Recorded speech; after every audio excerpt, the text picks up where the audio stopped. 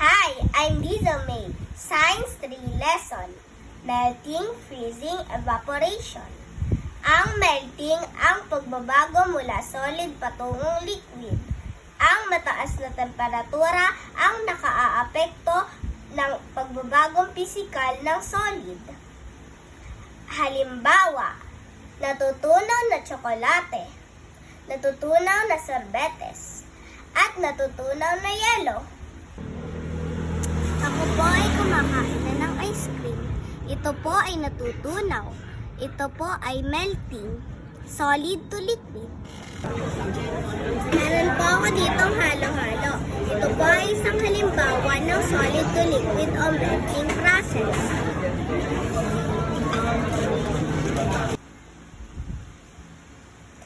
Ang freezing ay pagbabago ng liquid patungong solid. Ang mababang temperatura ay nakaapekto ng pagbabagong pisikal ng liquid.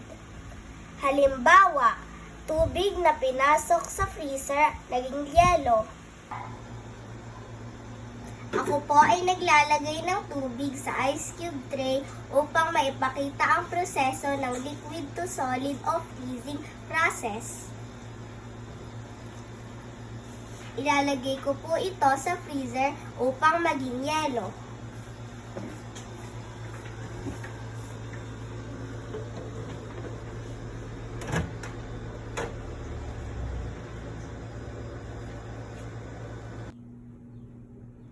Ngayon naman po ay titingnan naman po natin ang tubig na ating nilagay sa ice cube maker na ating nilagay sa freezer. Tingnan na po natin.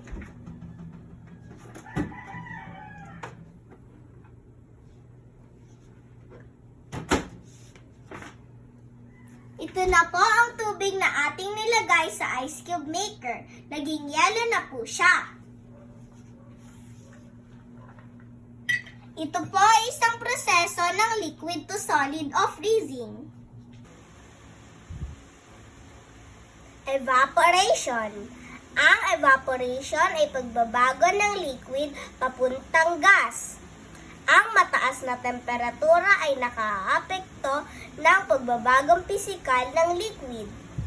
Halimbawa, damit na pinaarawan na tuyo, tubig na pinaiinit,